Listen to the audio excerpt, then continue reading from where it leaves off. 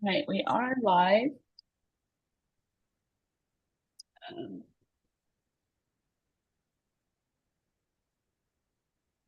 Okay. So I'm going to go ahead and call this meeting of the Rules, Regulations, and Policies Committee meeting to order at 9:04 a.m. And I will go ahead and take roll. Reggie Farmer. I haven't seen him yet. Cy Frederick. Here. Tammy Habig. Here. Todd Hess. Kate Segroy. Here. Ryan Sims.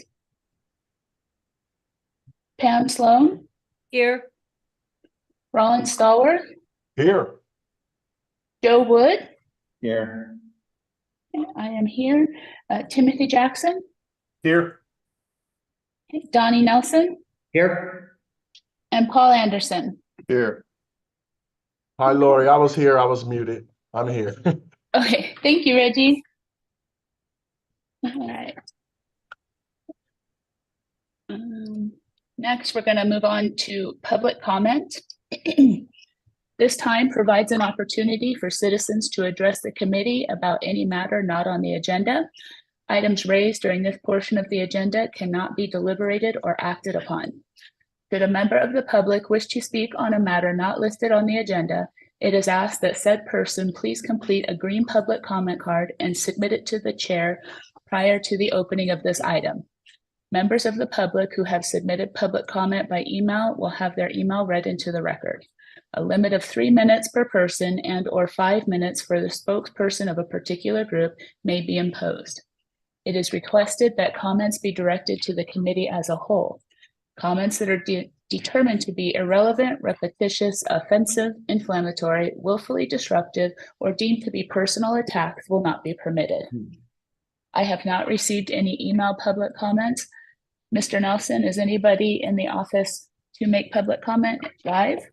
Thank you, Ms. Watts. No, we do not have anybody in the office to make public comment live, and Ms. Wonder also just replied that she has also not seen any electronic submissions or public comment. Thank you. All right, we'll go ahead and move on to agenda item number 4, approval of the minutes from the May 14th, the agenda for today, May 14th. I'm looking for a motion to approve the agenda. This is Pam. I'll make it a motion that we approve today's agenda and if need be, to be flexible.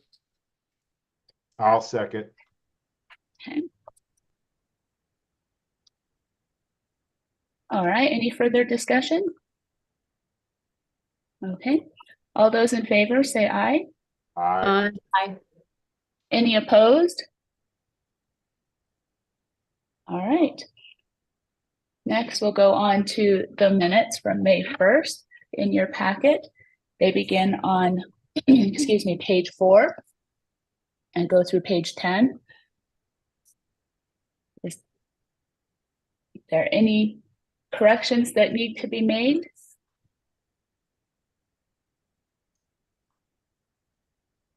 All right, if not, I'm looking for a motion to approve the minutes. This is Pam. I'll make that motion. I'll make the motion to approve the May 1st minutes. I'll second. All right, is there any further discussion? Okay, all those in favor say aye. Aye. Any opposed?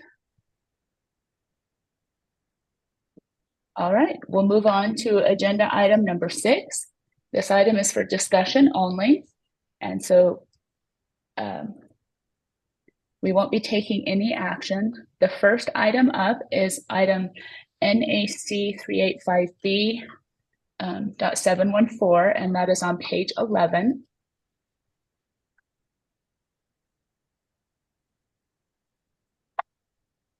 And this was just to be discussion if there's any changes that we think we should make in light of all the changes we just made at the meeting on the 1st for recommendation to the Board of Control. The soonest this would be able to go to the board would be the fall meeting in September. if we do make changes, because we'd have to meet one more time to take action on anything. So is there anything on 714 that we believe should be updated?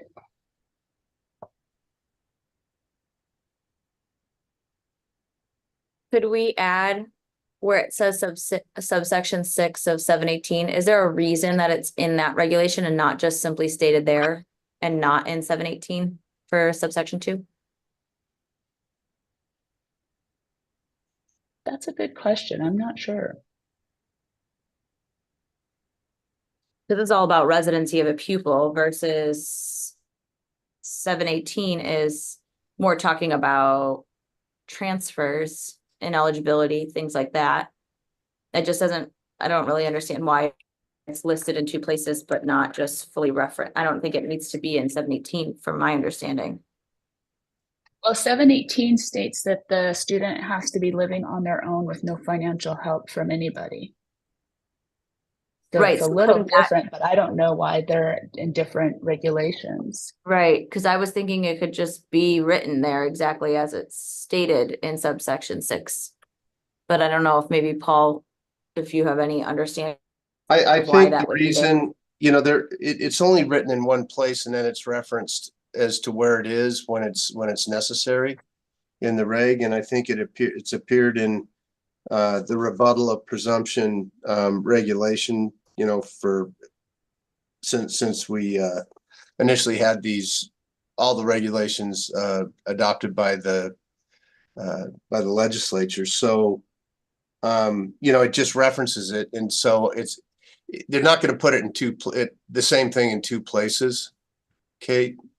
No, yeah, I think that was my question is there a reason that it's in 718 to begin with? Or is it just because it's talking about if you transfer and you don't live with your parent, you have to do this? Is Yeah, that the reason it's in 718 is because, I mean, if you look up the title of 718, that's how you rebut the presumption. And 714 kind of sets forth the presumption, you know, then it's not the presumption, but it tells you what you have to do to rebut a finding of ineligibility, right? Okay, so keep it in both. That makes sense. Yeah, I think it's just easier to leave it where it is for now. Okay. So I know we talked last time about just making this a little bit more clear and maybe separating it out as to like what is a proof of address versus what is, you know, proof that you've abandoned a previous address. And I think that was where Lori was talking about some of the confusion from the parents, because after rereading it, it does seem like it's kind of woven into one another. So I don't know if that's kind of a direction we want to go to make it just a little bit cleaner.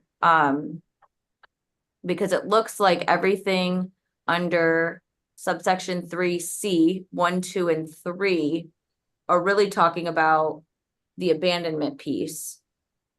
And then 4, most of 4 is the proof of address. So I don't know. I mean, my thought is just to maybe clean up the language or separate it out a little bit better so that it's maybe 4 is proof of address and then document of abandonment becomes its own number versus being listed under 3, because they're kind of saying together, if you have a new residence and you have to get rid of your old residence, and like, you know, what can prove for both. But I think in our system, we have it very separate, like these are for your proof and these are for your abandonment. So I don't know if that's, Lori, and you can speak on that, if that's kind of what your experience is with the confusion. Yes, that's exactly what it is.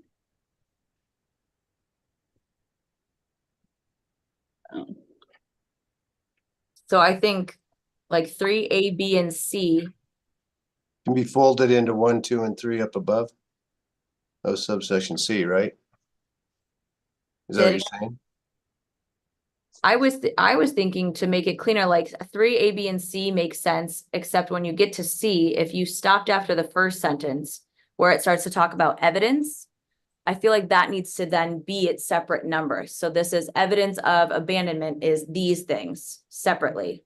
And then evidence of So you could say like evidence submitted pursuant to 3C, which is the abandonment piece, must include, and then you have it listed.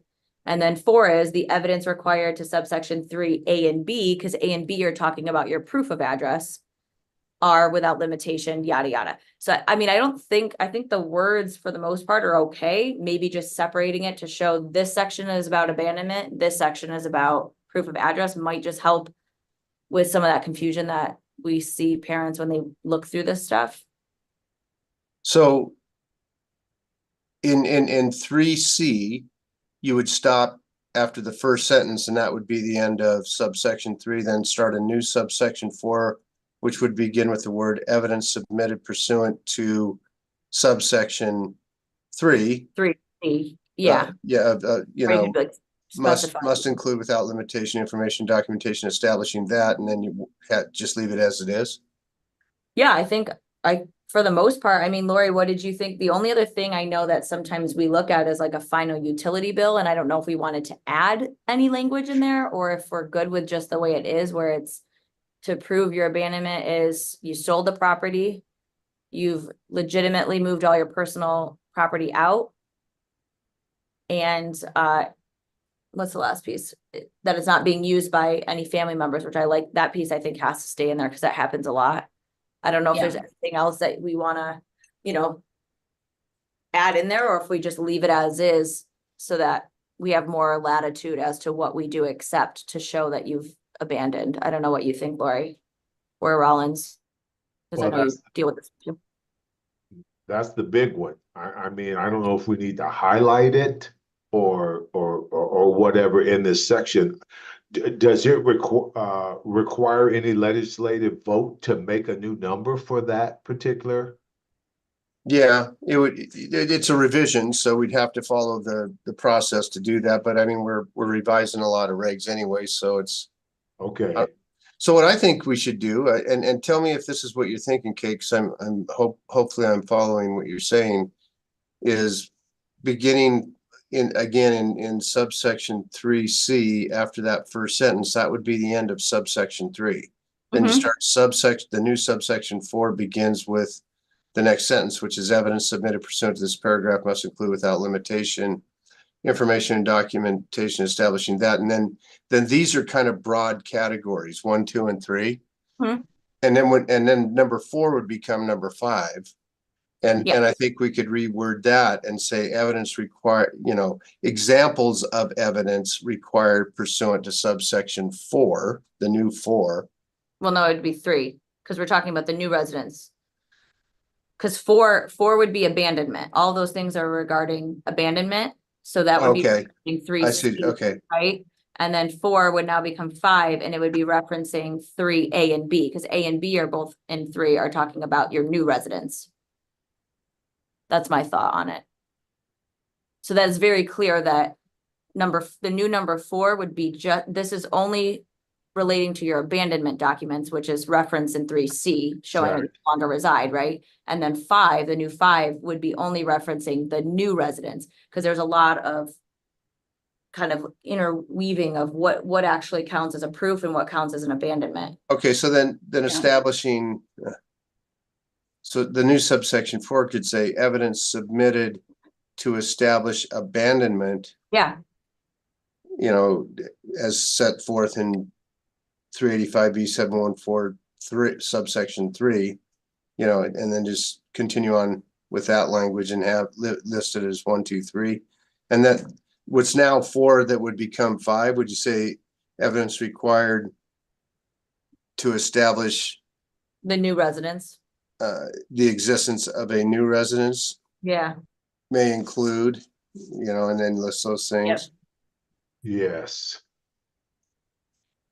yeah, because then I would say under the current 4A, where it says like a document indicating the sale of the former residence, we don't need that there because that's part of abandonment, which is already stated. The former residence has been sold Yeah. above, right? So then So that could go up into number 1 on 3C above, you could, the former residence has been sold or transferred from the legal ownership or possession of the Yeah, parent or it's already legal listed guardian. there. So you could just take out that one part and just leave it as a document indicating, take out the sale of the former residence, the issuance of the deed for the new residence. Yeah, 'Cause okay. you don't need the abandonment piece since it's Right, already right, right. Okay. listed there. Yeah, So then everything that we're looking at number 4 would all be about how you can prove. about your acquiring. rights. Yeah, okay. And I don't know, like looking at C, we're talking about telephone. I don't know that there's a lot of landlines and we don't really see that as much. So, and I think that's Right. confusing because then people think, oh, I can just do a cell phone bill. My cell phone bill, Yeah, that doesn't prove residence. So I don't know if we want to take that out and add like natural gas and water. Because those are other utility bills, if we want to add to power. Since those are things Yeah. that we accept. I think it's just a little outdated with the times. Yeah.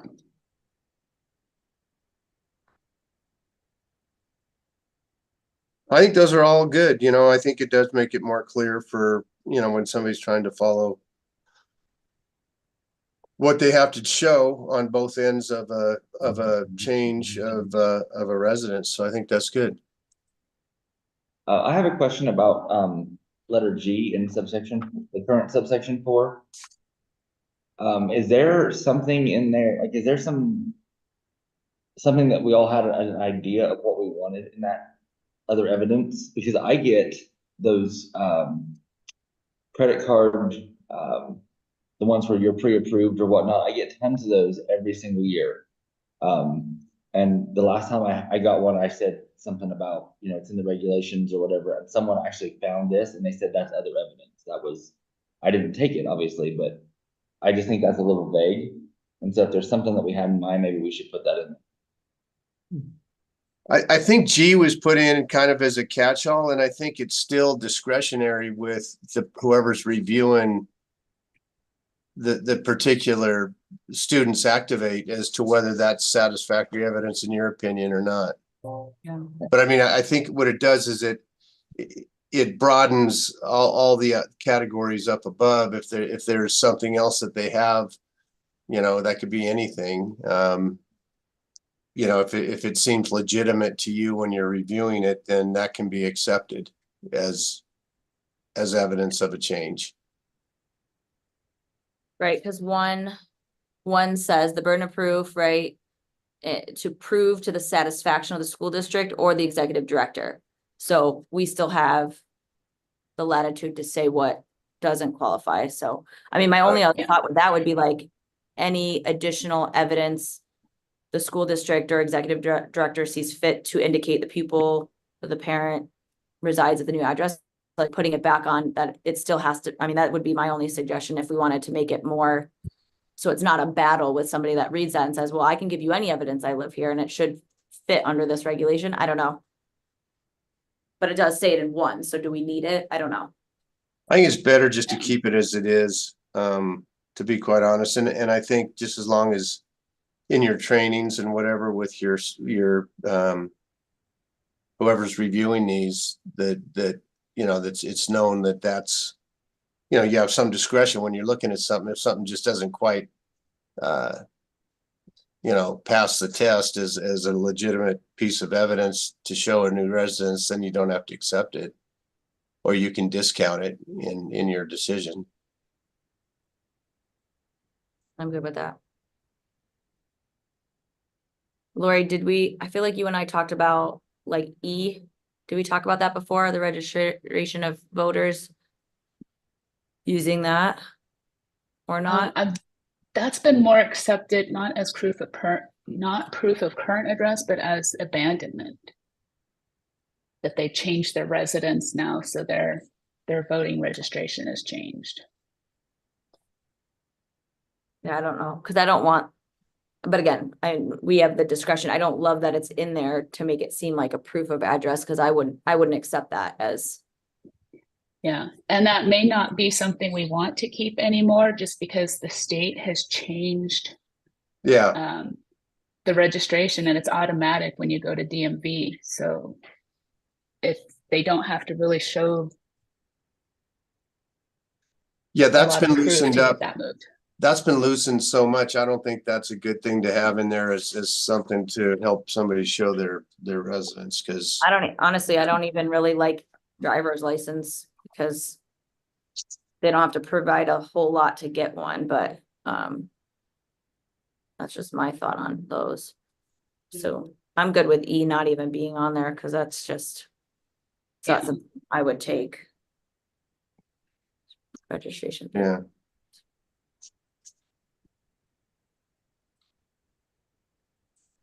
And then my only other thing was, we don't have 720 anymore, so number 5, we have to look at that last sentence.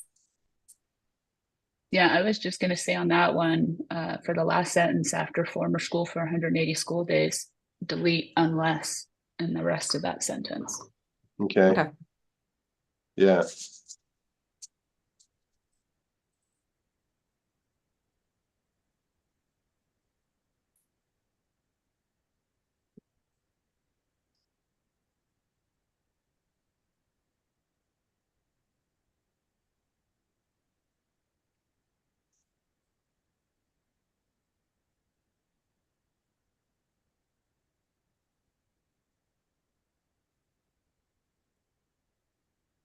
Yeah, I'm good with that. If anybody has anything else, I feel like just organizing it a bit better so that it's clear what's abandonment and what's proof of address. That was the biggest thing I think we were having issues with on this one. Yeah. Yeah.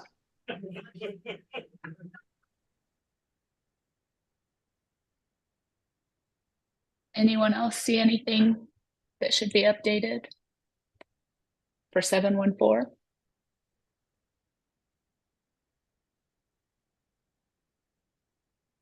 Okay, when we meet again, we will have that back on the agenda with the changes that we just discussed here.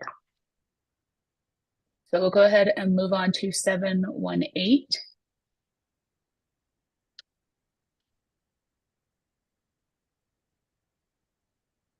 So this is the rebuttal. So I had one suggestion in number 1. To begin that sentence by saying, except as otherwise provided in NAC 385B, whatever the reg number is going to be for the one-time transfer rule. Okay, And then just continue on, a pupil who transfers from a school to another school, because I think you have to put that in there if we're going to have the one-time transfer, because you know, if they're exercising a one-time transfer, they don't have to go through anything, right?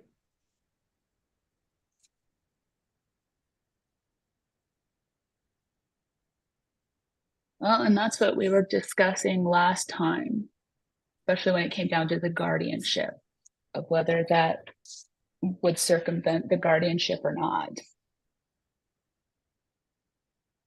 Yeah, because this is a rebuttal of when you transfer To another school. guardian wise or residency wise, right? Does it talk about, yeah, right? No.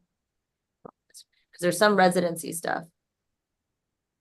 Yeah, because my worry with that would be that you then can circumvent all of those regulations, our guardianship.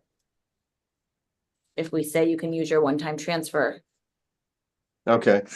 within the same school as.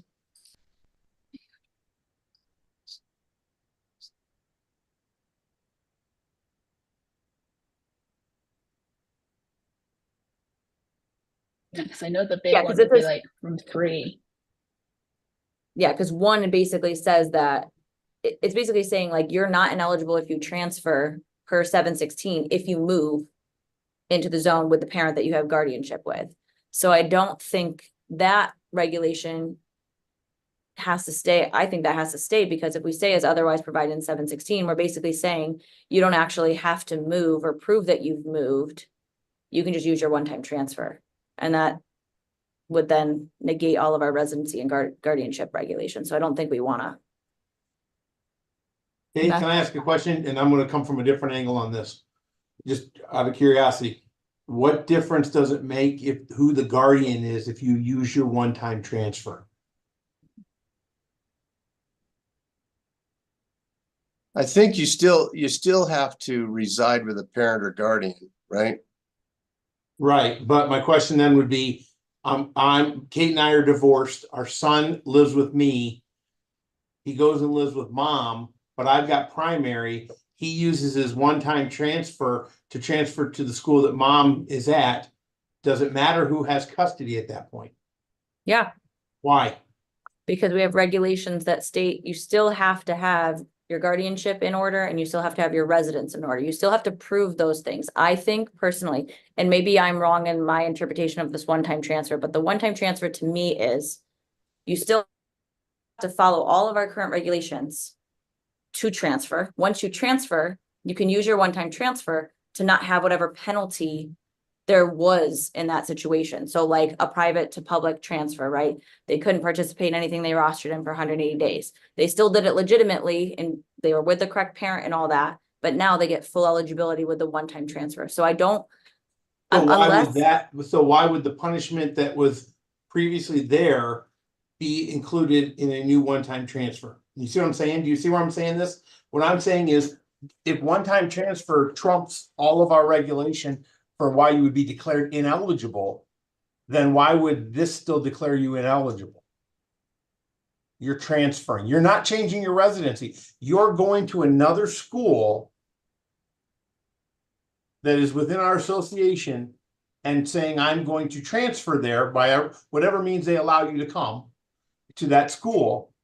But this is saying, but if you don't live with the right parent, we're going to declare you ineligible. At this point, my question would be, why would that matter? That's where I'm at with this. So I think- Tim, I can see if they're living with an actual parent or legal guardian saying, okay, I went from living with mom who had primary to living with dad, and I used my one-time transfer. Where I think there's going to be an issue is around number 3, because that leaves an open door for, oh, I can get enrolled there if I just sign up as a temporary guardian. My aunt lives there. She's my temporary guardian. That got me enrolled into the school.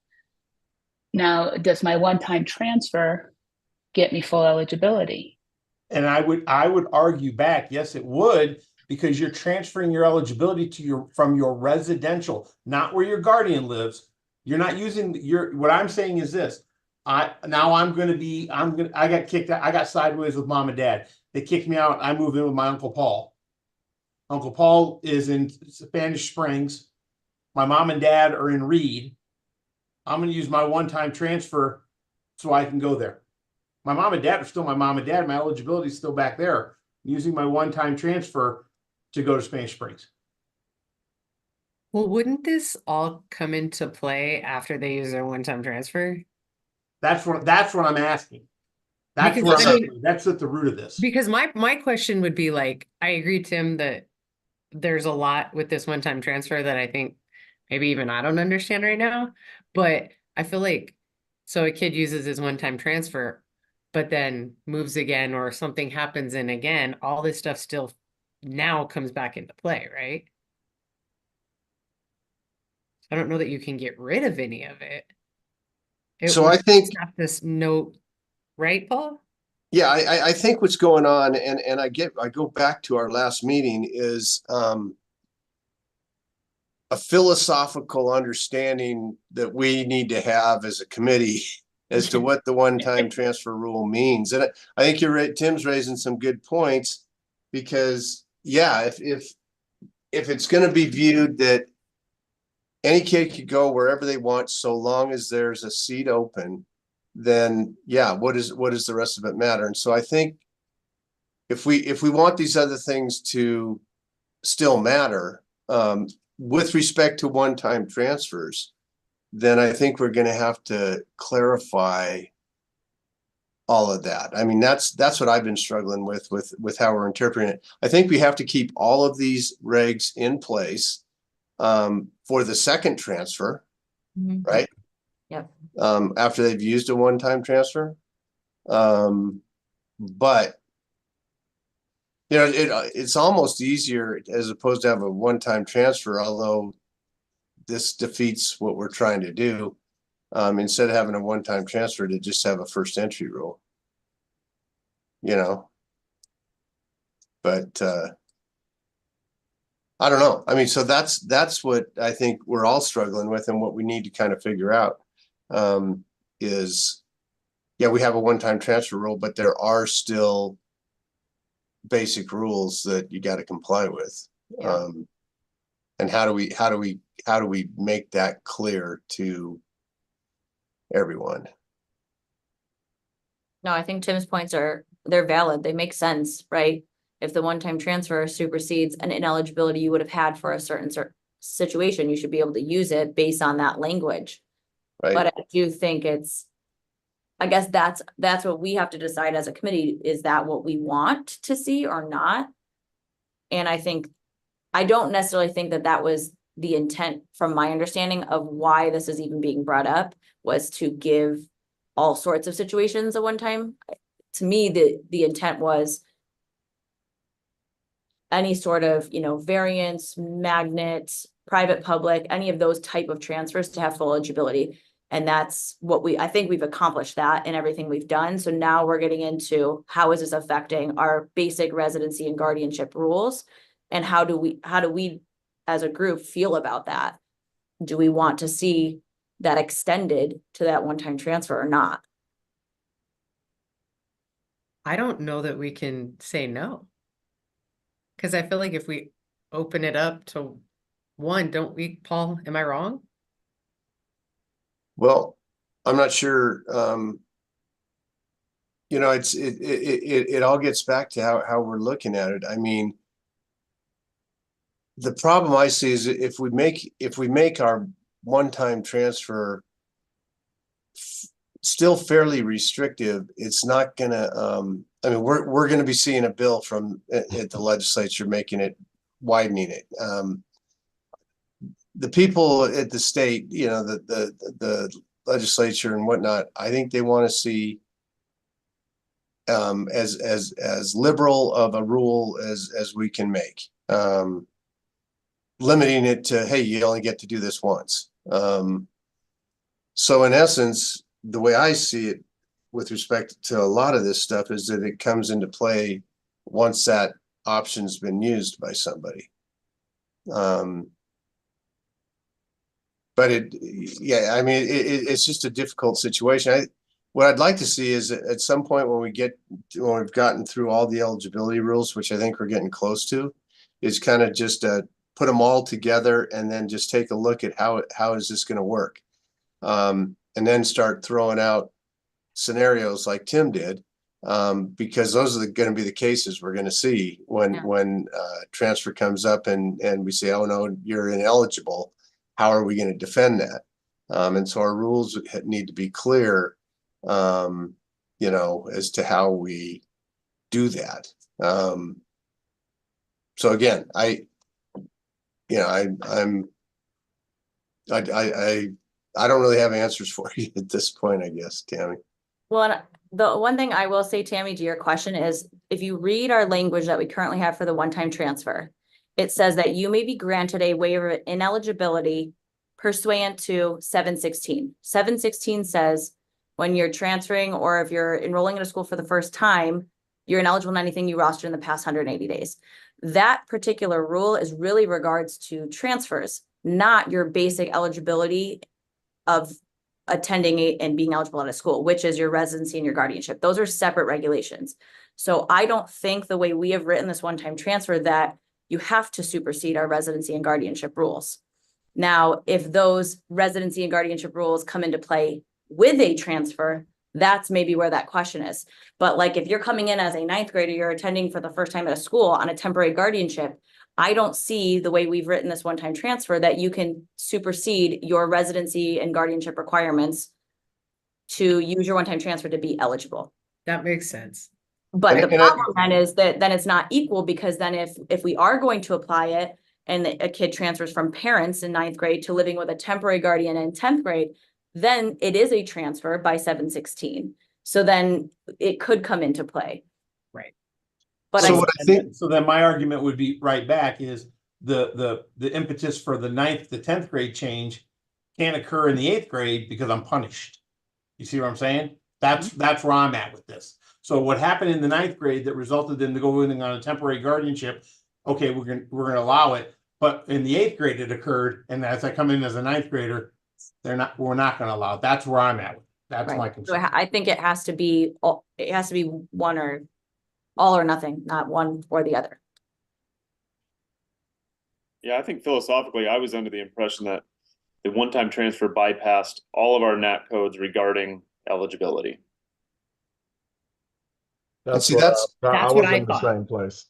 That's why there's, I think there's enough confusion within our own committee that we need to see it all put together as one, and we can see, okay, this is how it would look, assuming this all goes. Now, how is this going to work in this situation and in this situation? And then look at the regs and say, okay, well, do we have to tweak these? I mean, again, thinking about it from the standpoint of how the Legislative Council's Bureau might write this, if we want to keep residency and residing with a parent or guardian within our rules, and that, I think we have to mention that somehow in the one-time transfer rule. And in other words, it would be the, again, except as otherwise provided in type language, and then list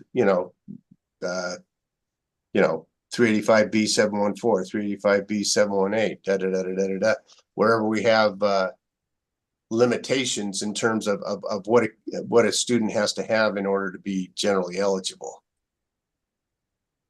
But I agree aren't we with that. just whittling down the transfer rule as we're trying to open this up and make Yeah. it make it a transfer rule, right? And then, but we seem to want to handcuff ourselves and not really allow that to happen. Yeah. So And- again, I agree with you, Reggie, and I think we got to get back to just basically, okay, what is it that we are trying to accomplish? And that's the hard question, because we can say, well, we ought to just have this one-time transfer rule where a kid can do whatever they want, but then we look at, okay, well, how's that going to work in Clark County? That's not going to work because they only have so many seats at certain schools. Same in Washoe County. Same at a private school or a magnet where you and Cy are. That's not going to just work because a kid can't just go unless they are able to get there. And so. And here's my concern when it comes to seats, right? If we do open this and we say you can live with a temporary guardian and you can live in shared housing, you don't have to actually prove that you live anywhere, essentially, and you can go to whatever school. Our school district is going to have a problem because we're going to run into overcapacity. So the kids that actually are zoned for a school, we're going to have to look at probably rezoning in a few years, because we're going to have schools that have prominent programs where every kid's going to be on a temporary guardian just to go to that school. And granted, it would probably even out over the years when they realize you can't have 7 quarterbacks at a school. But my point in that is that in the beginning, it's going to be everybody flooding to certain schools with temporary guardians and shared housing just to get to whatever school they want in the public realm, right? So that's the issue I see, is if we say you do get that one-time transfer for that, it's going to take a lot of years to kind of even itself out. That's my worry with that. So I think what Kate's saying, makes some sense. I think that's going to self-police itself. I mean, if for instance, in Clark County, if certain schools only have so many seats, once those are filled, it's done. If a kid applies. It won't be. That's what I'm trying to say. Like they don't have seats in the sense of, like, I'm going to take a Like a Liberty, COSA. Riverview or Coronado, right? They don't have seats. There's no way to get to those schools. They have no magnet program and they have no zone variance options, right? Those are 3 really big schools that we have here that'll never have seats.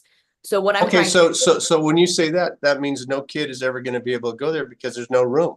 Right, but so what's going to happen is the only way they're going to get to go there is through a temporary guardianship or shared housing. So they're going to sign off that auntie that lives in that zone is taking care of my kid, and they're going to falsify it because they don't really have to prove anything with that and go to that school. So they're creating seats. And so these schools that are already big and don't have seats are going to get a flood of kids on shared housing and temporary guardians because they now know they're fully eligible. Yeah, and we can't say no to those kids. They can't say no. Because Those they're Right. in the zone, because they They live live in our zone. We Correct, can't 'cause say they no to live in zone the kids. zone. Yeah. But we already know, because I already see Yeah, tons of falsified documentation, yes, but it would be even more yes. if they're told they are eligible. Because right now, the safeguard is, well, I can't do temporary guardian and I can't do shared housing because I'm out for a year. So it's not really worth it to use those to try to get to a school that I'm not zoned for. So that's my Yeah. work. Why would they have to falsify it if the one-time transfer bypasses it? I don't need to falsify a document that I don't need. Because they can't get into the school without it. Because they legitimately live that's- with their parents in a different zone. So that, Yeah. but that's not a NIAA thing. That's a district thing. So what you're saying? Yeah. Gotcha. Right. And that's what I was gonna say is the district's gonna have to figure out how to deal with that issue. But that's a good point, you know, I mean, it just shows how complicated this thing really is. As simple as we think it might be, it's not. But I also think that I think it was Tim who raised the issue that one-time transfer, the effect of the rule comes into play in terms of the penalty that applies once a kid does legitimately transfer to a school that would not be necessarily their public school zone or well, I guess that would be the only thing, right? If it'd be any other school, then they would have eligibility if they are properly there. You know, instead of having the option for only sub-varsity eligibility, right? So it's a penalty type issue as opposed to freedom to just go wherever you want to go without restriction being applied by a school or a school district. Yeah, if I'm hearing you correct, Paul, I think, so what you're saying is we either decide this as a one-time transfer to bypass the penalty that would be put on you, or we use the one-time transfer to bypass the regulation itself. Does that make sense? By regulation, do you mean all the other rules? All the things that go into what would qualify you to go to that school. So it's one or the other, I think is what you're. I think that's right. I think that is correct. Because you could say, hey, you got to do all the things to be able to get into the school. And Yeah. hopefully there would be a penalty, but the And so one-time that- transfer releases you from that. Or you could say, you don't need to do anything to get into the school. The one-time transfer takes care of that for you. Correct. I think the simplest way I've said it is, and this is what I've said, is with this regulation, we're not asking how you got there. You're there, you're eligible. That's as simple as I can put it in my own terms to understand it. It doesn't matter to this regulation how you got there. You got there, you have your one-time transfer. And that's where Kate's hang up is, because there's loopholes.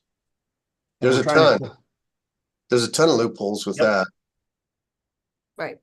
And that's so I why, felt like if we kept it really to just the transfer regulation, you still have to follow, and you're still ineligible if your guardianship and your residence is not in line, that would kind of protect some of those loopholes. But if not, you know, we deal with it as we can. I don't know that there's any way for a school district, specifically looking at temporary guardianships, because that's going to be our biggest issue.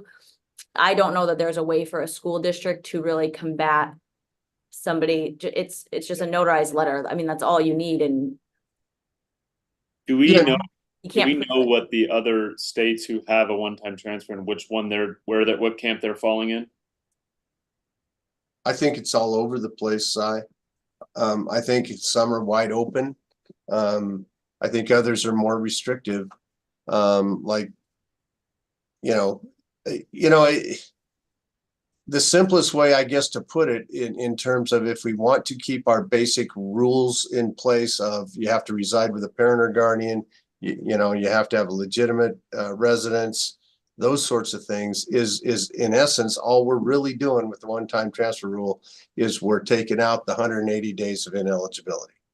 And what you're saying, Tim, is correct, but it's got to be so long as you've complied with everything else that is within the rules of eligibility.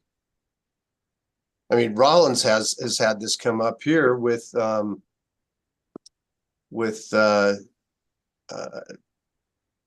Were the kids that were at Hug Rollins this year?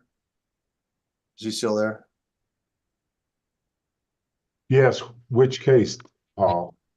The kids that transferred from out of country, they just came in here, weren't there a couple at Hug, couple of 7-footers or something that Yes, the African, the the kids McKinney Vento kids, right?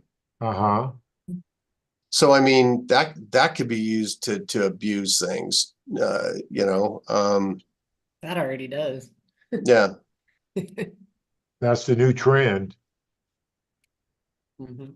Soon as they see that loophole, all of a sudden we're gonna have more kids from Africa. Even kids that are probably white kids that don't look African are gonna be coming from Sudan in the future. So again, I just get back to it's the philosophy of what this committee is trying to do. What are we trying to do? I think that's a huge question that needs to be answered. Yeah, I totally agree. That's the question that needs to be answered is what the one-time transfer rule is, which camp does it fall in? Does it, as Tim was saying?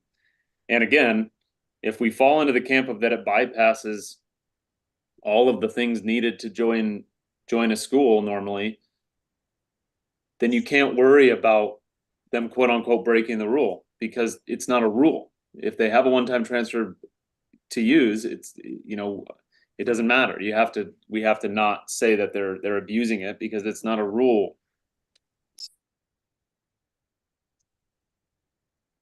You're saying they're not subject to those rules. Yeah, if they have their one-time transfer to use, you can't say they're abusing it, right? So if it, no matter how it looks to you, I'm not abusing anything because I'm not subject to those rules because I have my one-time transfer to use. Right. Or you go the other way and then. Yeah. Just to clarify, to make sure, I know it only was 2 weeks ago, but it feels like a month ago that we met.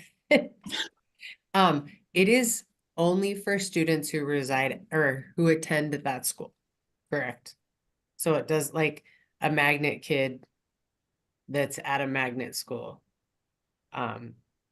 can't say I want to use my one-time transfer to play for a different school. You're talking tech magnet, right? Tech magnet, yeah. So like the kids across the street, perfect example, Northeast Career Tech across the street. Those kids, because they're not attending a different school, they still have to play for their own school. That's my Right. understanding. I don't see how, I mean, but that, I guess that's what could open up a bigger door. If we're saying your residency doesn't really matter, could they use their one-time transfer to go anywhere and play anywhere because they don't attend that? I mean, I'm trying to understand if we open it all the way up, like what that actually looks like. So I would still say it would revert back to residency. The first is residency, and you can't play for a school you're not attending. So if you have to, you're attending a school based on your residency, you're saying they're placed at a school that doesn't offer sports. So I live in Cheyenne Zone, go to Northwest, but I want to play baseball at Las Vegas. Right. You can't play at Las Vegas because you're not enrolled at Las Vegas. And if you were to remove yourself from Northwest, you would still not be enrolled at Las Vegas. You would be back at Cheyenne. Now, if you move your residency, if you changed your enrollment from Cheyenne to Las Vegas, you could not then go from Cheyenne to Las Vegas back to Northwest. Right. Right, because you still have to be enrolled at the school. So it's the enrollment at the school. Because I'm just trying to think like you were saying scenarios, Paul. I'm trying to think all the ones that I would come up with here. Because like with charter, you know, with charter, like if they use their one-time transfer, does it count for every sport? Because charter schools don't have every sport. So if a kid who's attending, you know, these are things that I've thought of after the fact. But there's charter school down the street for me that doesn't have every sport. But if they use their one-time transfer, like how does that work? Right, but we're gonna, the way things sit right now, correct me if I'm wrong, Lori and Kate. That when the transfer takes place, the roster exception still goes into, is still in effect, right? So if they played a sport at the charter, they could come to your school, and that could be their one-time transfer, and we wouldn't impose the roster exception. In other words, they would still have full eligibility in that sport that they played at the charter school when they came to your school, but their one-time transfer has now been used and crossed off, they don't get to transfer anymore. So even if the school offers the sport, they don't have to play it there. They can come play it with me. Yeah, they could do that anyway, right? No, No. no, she's saying if they have the sport. No, No. if they have the Oh, sport, they oh, have to, like, No, I'm that using rule one, still exists. do what? That rule still exists where they have to play the sport at the school they're enrolled in. Right. They Right. couldn't use their one-time transfer to continue attending the charter, but play the sport. Yeah. You know what I Yeah, mean? no. It doesn't have to be Yeah, a- we My can't baseball get- players can't go play baseball somewhere else. Right, 'Cause we okay. have Yeah, we, baseball. I'm just we making c- sure. That's what I Yeah. thought, but Yeah. that's a question that came to me. Yeah, And I thought that because I was like, it's the attendance. It's the school that you attend. yeah. absolutely, and you can't get liberal beyond that with use of with the rule. The kid Absolutely, has I to be agree. walking the halls or in that school Right. I agree. to play a sport, and he can't be playing somewhere else if that's where he or she is at. Attending. Yeah. Yeah. So my I- biggest question in this is, Tim, I'm of your philosophy. You got enrolled at that school, you can be eligible. But do they get to choose when they use it? So I'm an incoming freshman, I'm not zoned for Indian Springs. So I'm on a variance, I can only get sub-varsity. What if can I choose? Oh, I don't want to use my one-time transfer and get full eligibility. I'm fine with sub-varsity the first year. We talked about that in person. I think Paul said no. No, You they have to. like, use it, yeah. if you play a sport, you're using it, right? Is that what you said, Paul? If you apply and you play a sport, whether you make JV, freshman, Yeah, we- whatever, you've used your one-time transfer. If you play I a think- sport. Yeah, I think if a kid transfers and they've played a sport at the school they're leaving and they're going to a new school, the one-time transfer rule applies automatically. They get full eligibility. And then, any move after that, Exception. the old rules go into effect. What if they Yeah, quit? but you have before the those roster? incoming, Go yeah. ahead. Go What ahead, was that, Doug. son? I just envision, because the way I think we said this before in regards to that question was, that's gonna be policed by the schools mostly, like for instance, we're not gonna let the kids choose whether they're on JV or varsity. So they're gonna make what they make. And if they get rostered, they would use their one-time transfer. What my worry would be then is, like basketball particularly, we have tryouts, the kid makes JV, doesn't make varsity, quits before the roster's made. Are we going to see an influx in quitting when they make JV because they're not going to use their one-time transfer for a JV year? Does that make sense? Yes. Yeah. Now, I was, again, this is a little bit of a confusing part, but I don't know if we're gonna meet the hopes and dreams of our legislators in terms of opening this up, because this conversation to me sounds a lot more restrictive with regards to, if I'm a freshman zone for Hug High School and I go to Reed High School and elect to transfer beyond a variance and play lower levels at Reed, are you saying that if I wanted to go to Reno my sophomore year, I couldn't use my one-time transfer to go to Reno High, or can I? See, I don't think you can, because that's where we in essence would be then talking about a first entry and a one-time transfer rule, right? Okay, so why would it be advantageous then for a kid to use his one-time transfer, or to use that to go to a school knowing they're not going to play varsity ball? Because if you go to that school, you're using your one-time transfer. And I'm Right. going to play JVs. Right. So I don't think the legislator is going to look at that and say, hey, look, guys, that hasn't really changed anything. Well, It really hasn't. The only way that this rule would change something, or the work that we're doing now would be, and this is how I thought it was was that if I go to a school I'm not zoned for and I choose to play lower levels, I can go ahead and stay at that school, and the following year, I can go to a different school and play varsity and use my one-time transfer to gain varsity eligibility. Because realistically, when we talk about first entry rule and first time transfer, guys, all of that's about athletic participation. That's all this is about, and where I can participate in. And the legislative flavor of the year is going to be, we should give kids more freedom to play varsity level anytime they transfer. That's their ultimate goal, I think, or definitely some interest in what they want to try to achieve. If we're allowing or forcing a lower level kid to transfer from one school to another away from their residential address, and we're going to penalize that kid if they don't play varsity or can't play varsity or have no intentions of playing varsity, I think that's where we have our issues, are going to have our issues with the legislator right now. Could it be like you do, Lori, now for like charter, private, public transfers where you say you're ineligible on anything you rostered in, you can apply for subvarsity and then they resubmit it if they'd like to? Could we do it that way where kind of in the reverse, right? They apply as a COSA or a school choice kid.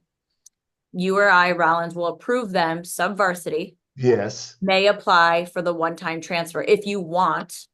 And then they have to resubmit it to get their varsity. So that way we give them subvarsity, and the only way that they use the one-time transfer is if they resubmit for the one-time transfer. Does that make sense? I don't particularly care for that, because again, it puts the kid and parent in charge of what team they make, in essence. Because if you say you're subvarsity, unless you want to use your one-time transfer, in essence, what it's doing is that it's allowing the parents and the kids to basically be in the driver's seat of, well, let me see how the team is. Yeah. Let me see what's going on here before I commit to this. I think it should be so early on, like, so for instance, obviously nobody tries out until they have their activate clearance, their medical clearance.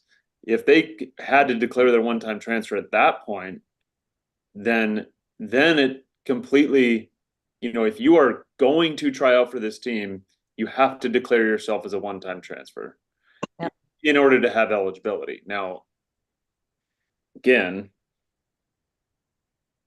I guess what we're saying there is should there be a choice of, your choice would be whether you try out for the sport or not. So what if we eliminated the whole designation between subvarsity and varsity? In other words, if you're attending somewhere that you're not either zoned for or would have the right to attend in the first place, either like a magnet or a private, then you know what? You've used your one time. You're eligible. Now, if you leave, you're not. And you're ineligible for 180 days. I agree, Paul, 100%, because I'm thinking twofold here. One, we are now in the business of dictating rosters, because we're telling a kid you're going to play varsity or JV. That's not our position. Our position is to give eligibility to participate in athletics at a school, period. We don't dictate level. We don't dictate team. We don't dictate sport. We tell them you can play. The second thing is, what about sports that don't have a JV? And now we're telling a kid, you have no choice. We've just created an inequity again, and we're back with the legislature. I think it's either you used it or you didn't. Or you didn't. Right. You don't get to pick when you don't get to keep it in your back pocket. That's where, or you didn't. It's one time. That's where I think that's exactly what I was saying. And I think that's where having it so early on in the process makes more sense. Yep. If you are going to fill out the activate paperwork from the medical clearance standpoint, somewhere early on in that process, it should have you electing, like it should have you indicating the one-time transfer somewhere in there. And again, I I don't know how we do that in regards to it not being a choice of them clicking that. My opinion is it's really not a choice if you use the one-time transfer. When you go into and add football as a sport on your profile and activate, you are using your one-time transfer. It's not, let me click the box, yes or no, do I want to use my one-time transfer? When I add that sport, I am indicating the use of the one-time transfer. Yeah. To I agree play, with so that. I'm a freshman going to Hug and I indicate I'm gonna play football. I'm using my one-time transfer if I go to a school that I'm not zoned for and I want to go and play JVs. That Yes. doesn't change, that isn't changing the rules that we currently have. But let me just clarify. The reason that's a change in the rule is because the rules we already have in place that allow JV eligibility are there because we didn't have a one-time transfer rule. Does that make sense? You know, we've always had this deal where if you transfer, hey, you're ineligible. And the old rule, so everyone knows, and some of you have been around that long as I have, the old rule was if you transfer 180 days, you're out, period. Okay, so that. But we had so many kids that were just transferring for what wasn't athletic reasons. That's when we brought in the JV eligibility, the sub-varsity eligibility rule. So in essence, Rollins, we eliminate that by saying, okay, look, now you can go wherever you want to go. As long as you can get there. If you can get there, you're eligible. But now if you leave, now you're ineligible for 180 days, period. Okay, okay, good. I haven't, I didn't see it that way. I was seeing it a little differently, but if that's the case, that's fine. I mean, the kid's fate is still in his or her hands of where they want to go. After they've left their school of residence, either as a freshman or somewhere down the line. But once they do that, now you're there. That's where your eligibility is at. If you leave, now you're out. You're out for 180 days. Okay. Yeah, And and the that's- opposite way would be, okay, so I'm zoned for Palo Verde, so if I'm zoned for Palo Verde and I want to go to Shadow Ridge, I'm gonna have to go through all of the things to get Right. To Shadow Ridge. to go to Shadow Ridge. If I don't play any sports there, like if I just am at Shadow Ridge, I'd have to do all the regulations that would make me do that, right?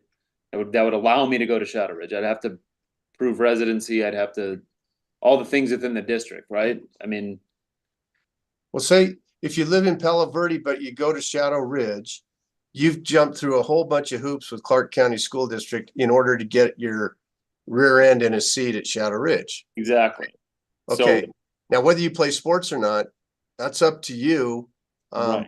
But you have now transferred from your school of residence to another school.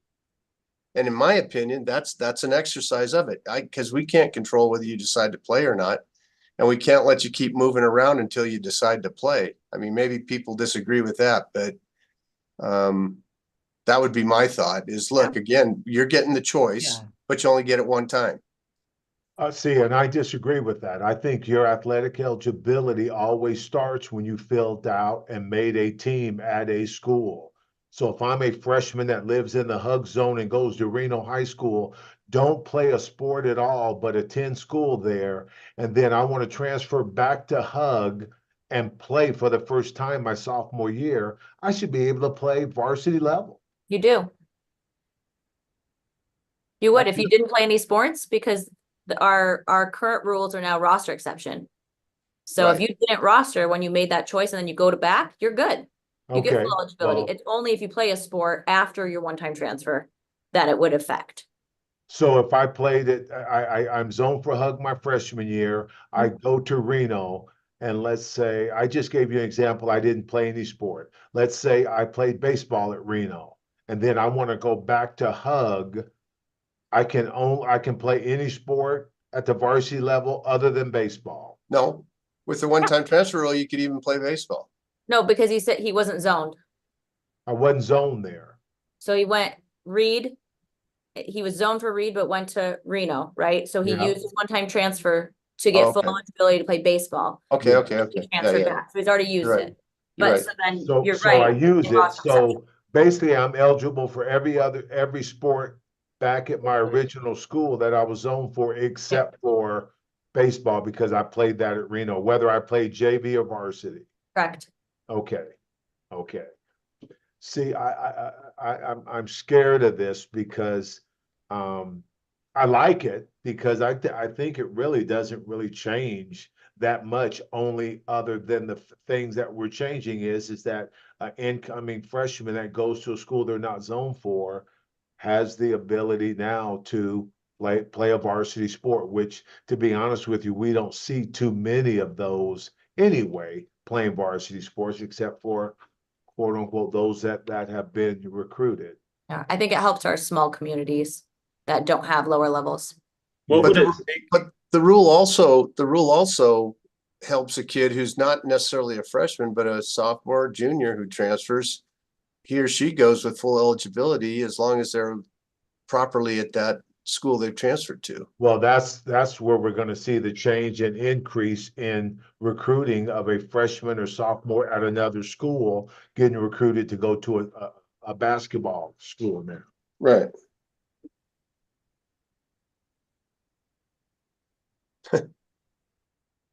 Well, what does it take for a kid to get to another school out of that isn't their zone? Like take sports out of it completely. It gotta takes, have some- it takes open seats takes And open that- seats. Shared Take- housing, or Shared shared housing. temporary housing. guardianships. Okay. And so, in my opinion, all of that gets done by the kid, and they're at the school they're not zoned for. The only time that the athletic eligibility comes into question or comes into play is when they start filling out Activate as an indication of playing a sport. Mhm. So a kid could stay at that school for as long as they want, and in theory, their one-time transfer is not used until they're indicating athletic participation by filling out something on Activate. My question too would be, so this is where I think the timing of it all makes a difference. So I come into the school I'm not zoned for. I try out for basketball. So I filled out the Activate paperwork, which in essence has indicated my exercising of my one-time transfer because I filled out the Activate paperwork. I get cut from basketball. So I don't make a team. I don't play anything the rest of my time there. Have I used my one-time transfer, or do I still have that available to me if I wanted to move somewhere else? I think you would have used it because when you try out, that's the definition of participate in a sport, correct? Yeah, Yeah. I mean, for us, like you don't try out unless you've got for everybody. If you don't have your Activate paperwork cleared, you don't try out for us. So if that's what we're saying is the indication of the one-time transfer, then if a kid gets cut, it is what it is. That's the way it goes. Yeah. But then that same example that Rollins said is if you then transfer, you are eligible in basketball because you didn't roster. You didn't roster and it's been 180 days essentially. Right. So True. it's really a moot point because they still get to play if they didn't roster. So I think we're covered in that That makes sense. for forcing them to use their one-time transfer in those non-zone situations. Again, a kid could try out for all three sports as a freshman on the varsity level, and if he gets cut, he's never rostered. Our office doesn't look at this kid as being an athlete and being an Activate anyway. So that kid who tries out for all three varsity sports at a school they're not zoned for as a freshman and gets cut on all three and doesn't play JVs, to us, he's just like a student sitting next to him in a science class that never went out for a sport. Yeah. Right. So by that But he rationale, shouldn't be though, because that student has to complete a registration before they try out. well, that's what I'm saying. So But that completing a I mean- registration does that supersede being on a roster? Right, you're not rostered until No. you actually But make it doesn't matter because if they transfer again, if they do transfer, they weren't rostered, so they still are eligible. Do you see why it doesn't matter? Yeah. So what you're saying, Ron, is you know, you have a kid that goes to a school they're not zoned for. They register, they try out each season, don't make a team. Yes, They've used their one-time transfer to be able to try to make those teams. I disagree with that. But 100%. when they leave, they haven't rostered in anything, so they're still eligible. Okay, okay. The one-time transfer's been used, but they're still eligible because they haven't rostered. See, and I don't think you burn your one-time transfer until you've actually played a varsity sport. But with our new regulations, none of that's gonna matter if they transfer later, because it will still be 180 days of them not participating in that sport. So they'll still have full eligibility, because we've made it that way where you just have to wait a year of not playing a sport to be able to play any sport, no matter how many times you transfer. Does that make sense? It's still gonna be protected. If you don't roster, your eligibility is protected when you then transfer again. As long as, okay, I just want to make sure that there's a difference here between filling out the Activate application to go out for a sport and then officially making a roster, because you don't actually burn your athletic eligibility until a roster has been made. Not because you filled out the Activate application. But you're filling out that application stage, you want to go out for a team. You want to roster there. Wanting to roster and rostering are two different things, though. And if Yeah, my but we son- can't dictate who makes a team and who doesn't. yeah, but we do dictate and recognize that athletic eligibility is only being obtained not by trying out for a team, but making a team. That's why we use the word roster. So I don't think a kid should be penalized for going out for a varsity team as a freshman, not making it, and then wanting to transfer back and can't play that sport. No, they Well, there's two different things. Participation's been defined in the regulation as Mhm. trying out for a team. So you have participated. Now, just because you didn't roster doesn't mean you didn't participate. But when you change schools, you didn't roster, so you will still be eligible in that sport. Okay. Well, now Here's- we're using here's what semantics to, What you don't want, Rollins, right? So let's say they go to the school outside of their zone and they try out for the team. They don't make the team, and then they immediately withdraw their school choice and go back to the school that they zone for. We still have, regulation to protect. They can't make the team at the school that they are Right. zoned for, because we have a regulation that says that you've participated by trying out. But that being said, if they do in any time transfer back to that school after that season's over, they're still gonna have full eligibility because they didn't roster. So it's protected on both ends. They can't go and okay, transfer in the middle of a season and get eligibility. They also will have eligibility if they leave after that year. okay. Long as that kid is protected, I'm okay with that. I'm okay with that, but I'm just trying to be the devil's advocate for the legislator and those parents out there that are trying to turn this high school system into, I'm going to transfer every year and go play somewhere. And I just want to make sure that we're protecting the sanctity of our rules here, but yet we're making a change that's different from what we've previously been doing. And I don't know if parents and the legislator are going to see that we really made that much of a change, other than the fact that a kid can go anywhere they want. We're going to eliminate JV participation, and that first time transfer is enacted, and the kid has the opportunity to play varsity as soon as they enroll at that school, whether they're a freshman, a sophomore, or junior. Paul, you're muted. Yeah, I think, I understand what you're saying, Rollins, and I think the way this has to go in terms of when we do go before the Legislative Council Bureau or the legislature, if there's a bill dealing with this, is they can't hamstring the schools and the school districts by saying any kid can go wherever they want to go. I mean, there has to be some level of governance at that level, just in terms of enrollment of students. What we're saying is that if you can get there under whatever the system is you're trying to go to, the school you're trying to go to or whatever, now you have eligibility. For one time, you get that free choice, which is really all they've ever been, what we're really talking about anyway with one-time transfer. I mean, the concept of schools and school districts being able to control their enrollment has always been in place. We've always dealt with that, right? Well, okay, so not to create circular logic, but so by that phrase, Paul, if you can get there, then the one-time transfer is not bypassing regulations. It's just granting eligibility. So you'd still have to prove residency and all that other stuff because you're Yeah. saying you can get there. Well, because and I think it makes sense to say if you can get there, because the NIAA doesn't, the NIA can't trump Clark County School District and say, hey, Clark, you know what, you got to let whoever wants to go, because we have a rule that says if the only reason they're going to your school is because they want to play, that you have to let them go. I mean, that's never going to fly with the superintendents, right?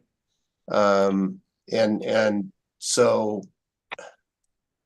I don't know. That makes sense. Like, I think it's just two separate entities there. Yeah. There's always going to be regulations in which the district applies in regards to kids moving schools. Yeah. And not just districts, but like your school, your Right. private school, you guys are going to have limits on who you can take. Yeah. Same with the charters, right? So, and charters even different because, and correct me, Reggie, if I'm wrong, but I mean, aren't you on a lottery system where when people apply, they get in based on however that lottery seems to work? I mean, you can't sit there and say, well, we're going to take this kid because he's a great basketball player, but we're not going to take this kid because he's just a great mathematician, right? No, we don't have any say so. It's all lottery and there's a waiting list and we just call in your number, and if you accept the seat, you get in. If not, we just keep calling. So this doesn't, I mean, it's great, but it really doesn't do anything for us because Right. I mean, you might want to come here and play, but we got to have a seat. And then there's a bunch of people that are ahead of you. So, Right. You know. So it's a hard, that's the thing is I keep bringing it up. This is hard stuff, and it's gonna be. I think go ahead, Paul. No, go ahead.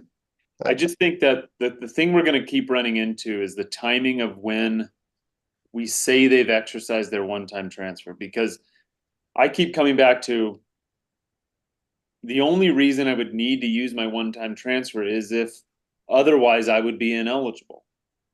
Right? So if I've got a case in which I would be eligible under the current rules, am I using my one-time transfer? So let's say I transfer and I've got a legitimate hardship.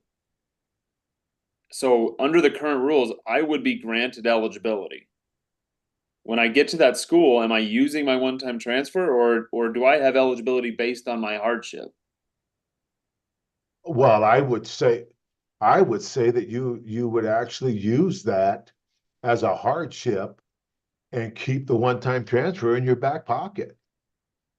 Because if you just used a one-time transfer, you would need to apply for a hardship. Right, but that's what I'm saying. Are we granting families that ability to do that? Are we saying it's your choice if you want to use the one-time transfer, or is it you come to the school, you register and activate, you add the sport, that is your one-time transfer? There is no applying for a hardship, whether or not it's legitimate for you or not. I think it's the latter of what you just said, because here's what would happen if a kid's going because. If a kid transfers and says, I'm transferring, but I don't want to use my one-time transfer because I have a hardship, and that hardship's denied at the initial level, so then he goes to a level 2 and it's denied. We've just wasted all this time going through a level 2 hearing, because then he can say, well, that's okay. I'm going to use my one-time transfer. So now I'm in, and now I've got full eligibility. Yeah, it's almost as if we need to institute something that says, when you are going to a school outside of your zone of attendance for the first time, you aren't filling out the transfer paperwork. You are not pushed into the transfer portal. Somehow that's indicated that you're not pushed into the transfer piece, because then that bypasses all of, like, almost like you can't fill out the transfer paperwork. Well, that's a discussion that's gonna have to come later after this passes, that we have with Activate, and how we can move forward and make sure everything's tracking and doing what it's supposed to. Oops. But I think Sai's right. I think we have to still be able to define in the regs, you know, when the one-time transfer rule kicks in, as opposed to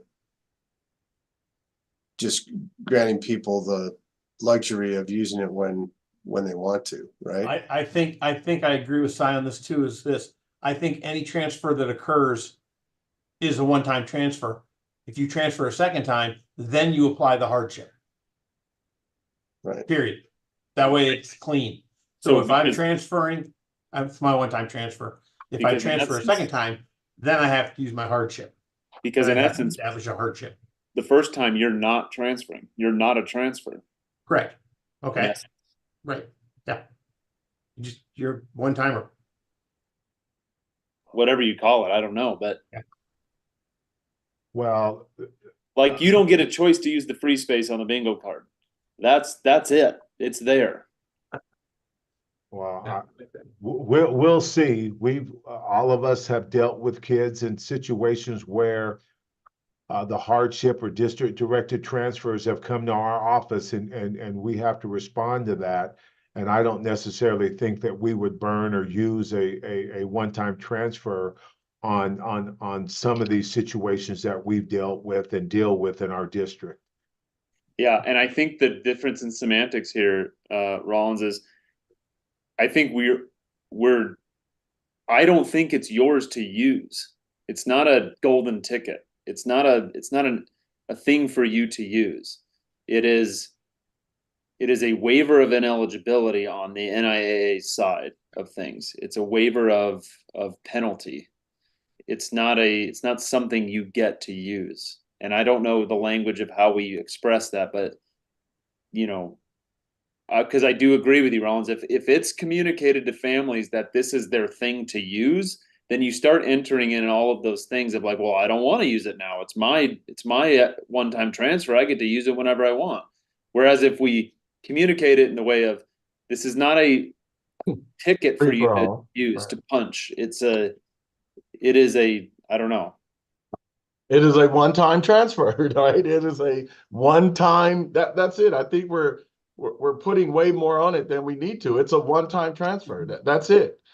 That's what it is, and we can't keep going around in circles with it. Yeah, but there are different kind of transfers. There are some that are directed that the parent and kid have no control over.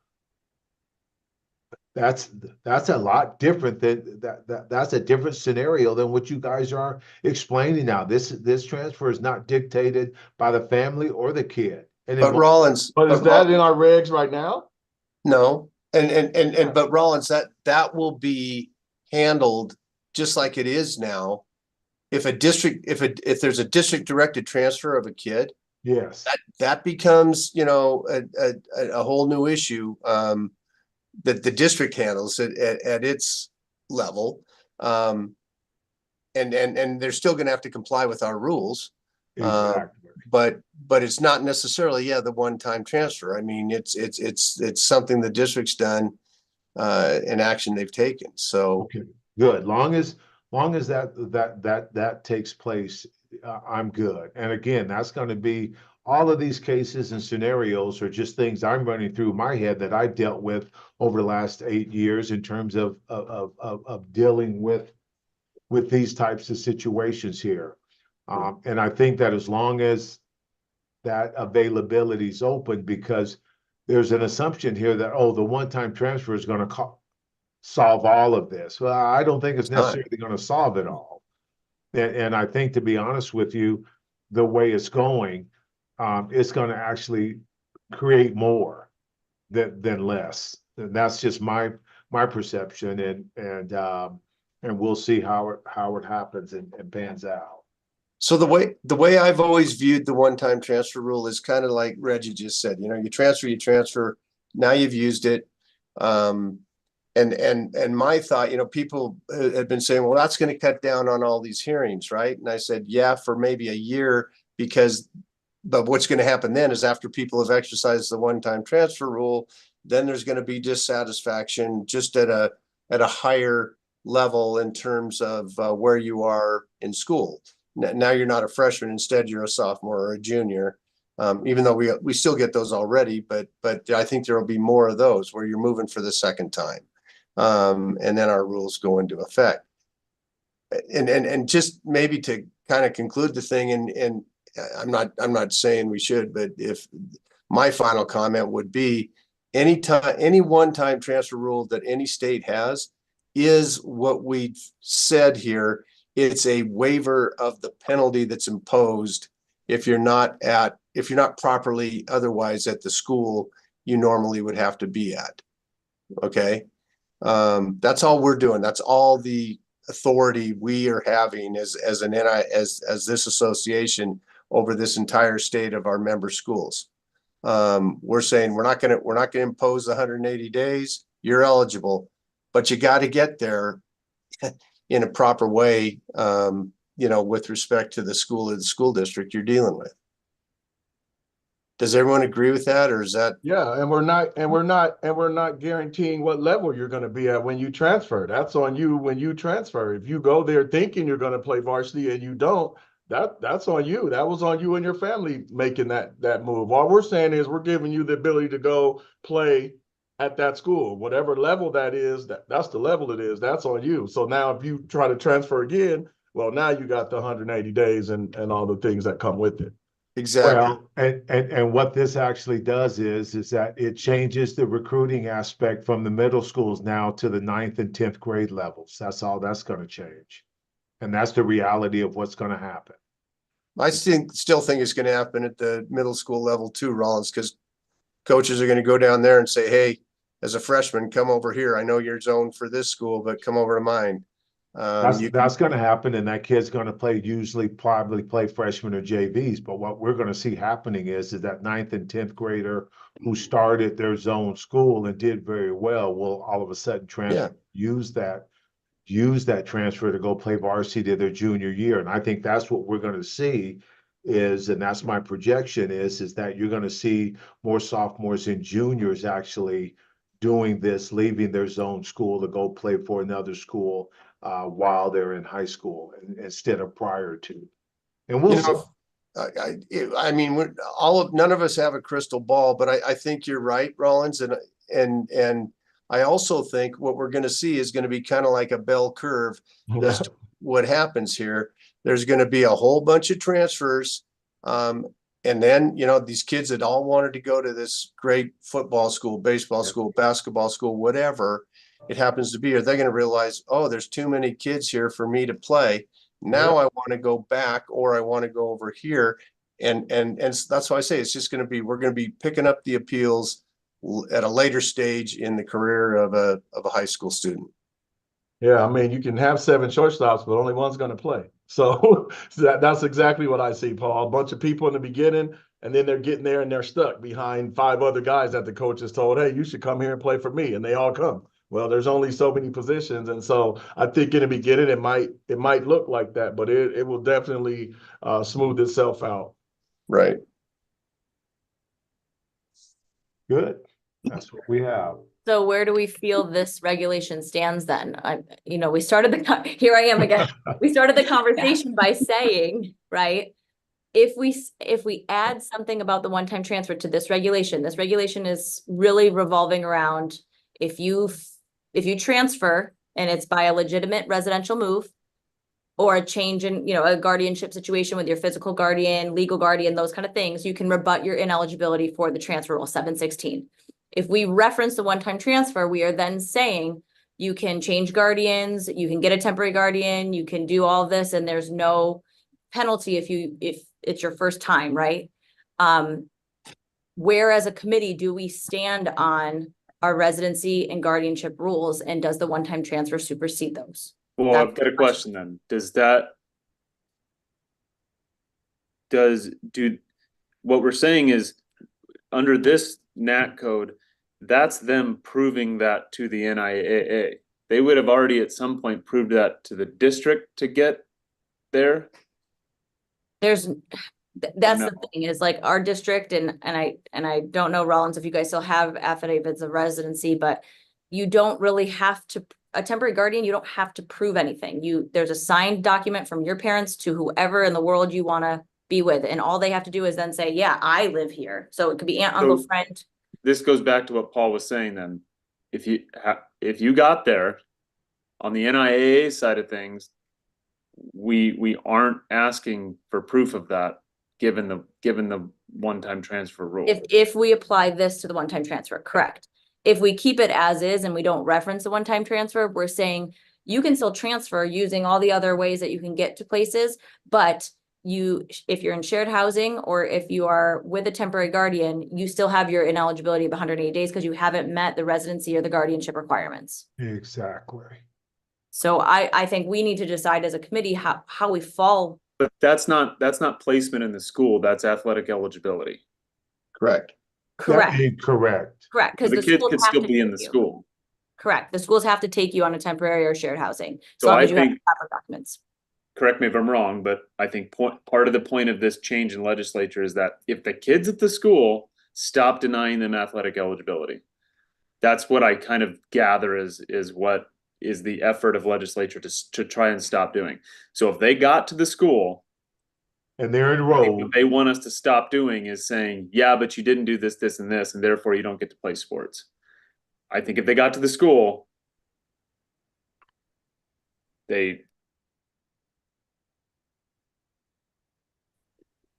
So we're not. Si, I trying to agree get with rid you. of- We're not trying to get rid of the temporary guardianship limitation, are we? Yeah, no, that's what That's what we're that's what talking I'm about. saying. I Yes. mean, so, I mean, like Sai's saying, I mean, so that's the dilemma. We're just circling right back to where it was when we started this conversation. So So my problem with this is coming from my office and what I see on a daily basis is kids, including parents with their kids, falsify documentation and can get into schools a lot easier than when I see their documents, I can tell a fake bill in a Yes. second. And our registrars at our schools are, no offense to any of them, not as good as spotting those things, because this is what we're looking for this when we're doing this. So this is basically saying you can cheat and lie to get into a school one time, and once you're there, you did it, you got your one-time transfer, and you're good to go. from an athletic standpoint, yeah, I mean, I'm just curious, Kate, while that may be true, are we fighting a battle that's not ours to fight? We don't work for the district, or we don't work for them getting into the schools, the enrollment part of the school part. So if they get through that piece of it, our job is to rule on the athletic eligibility. And currently if we're gonna institute a one-time transfer, you would be granted athletic eligibility because you're here in the school. I hear everything you're saying, and my standpoint is I'm against it just because of what I deal with in my office on a daily basis and the ways that people are getting to schools already. And at least now with our current rules, I have a protection against that, because if they're on a temporary guardianship on shared housing, like I can deny that. You can deny athletic Yes. eligibility. Right, and I Still go to can't, that school. right, but I Yeah. can't deny the athletic eligibility if we say you can use your one-time transfer with it. So Mhm. that's just my stance on it. So I would be personally me against that piece Now, of it. here's a question, a wrinkle into that, okay? Is there a way we could say, okay, you get athletic eligibility for this 180 days for that one-time transfer? Then you gotta prove, I don't know, you have to prove residency after that. But they don't have to continue to do Let me that. ask her a question real quick. Kate, when you answered that question, what hat were you wearing? NIAA or CCSD?